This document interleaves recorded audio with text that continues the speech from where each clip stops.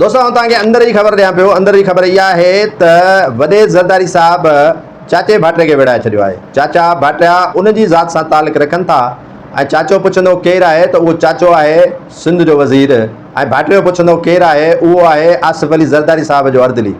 हाणे जेको ठटे में घारे जे क़रीब हाउस ठहियो आहे, जेको नओं हाउस ठहियो आहे, उन ते बि उन नौजवान जी एंट्री बंदि आहे ऐं उन खे पंहिंजे चाचे ते नज़र रखण लाइ वॾे रेस मुक़ररु कयो आहे। ऐं वॾे रेस उनखे इन करे मुक़ररु कयो आहे त तूं चाचे जूं अंगड़ायूं ॾिस, चाचे जी करप्शन ॾिस, चाचे जे हेरा फेरीअ ते नज़र रख। हाणे हेरा फेरीअ ते जॾहिं हुन नज़र रखणु शुरू कई त हुन बि पंहिंजे ई भाइटे ते नज़र रखणु शुरू कई आहे। ऐं पंहिंजे भाइटे ते कहिड़ी नज़र रखणु शुरू कई आहे ऐं तव्हां ॾिसंदव त सोशल मीडिया में उहो बिल्कुलु उनजो भाइटो तनहा नज़र अचे पियो ऐं उन चाचिस पंहिंजनि ई पुटनि खे अॻिते आणणु शुरू कयो आहे ऐं पंहिंजे भाइटे खे मुकमिल तौर ते नज़रअंदाज़ कयो आहे। छो त वॾे रेस उन संदसि भाइटे खे संदसि ई निगरानी ते मुक़ररु कयो आहे, जंहिंजी बिड़क चाचे खे पवण खां पोइ पंहिंजे भाइटे खे हुन अलॻि करे छॾियो आहे।